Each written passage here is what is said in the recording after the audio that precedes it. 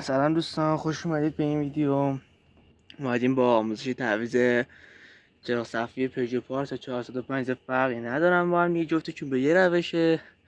ما از همه نیاز به یه دونه پیشگوشتی که داریم که دو سو باشه.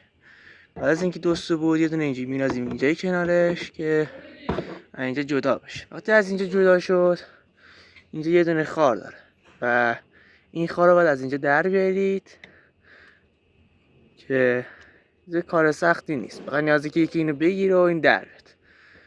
بعد که از اینکه این در اومد، اینجا ویدیو رو استور کنید در بیارم بریم بقیه. خب ما اینو در آوردیم. بعد یه همچین چیزی ما داریم، مثلا چیزی که خریدم برند تام، درست باشه؟ بله، تیام فکر کنم. بهترین مدلش همین مدله که با کیفیت ترینه و نیاز داره که اینو وصلش کنید به این. وقتی اینو وصلش کردید به این حالت که وقتی فشار میدید میبینید که روشن میشه و خاموش کردنش هم که اینجوری خاموش میشه و وصل دوباره به همون روش قبلی ما اینو میایم میذاریم سر جاش که خیلی راحت جا میخوره بدون هیچ دردسری.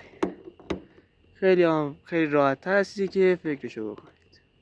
حالا شاید هم بعضیتون نخواد چیزش کنید، مثلا یه دونه از این مدل بخرید. اگه این مدل رو نخرید خیلی راحت میتونید اینو یه دونه اینجا اهرم داره، اینو بچرخونید و بعد از چرخوندنش این در میاد، یه لامپی که این وسطه در به همین راحتی.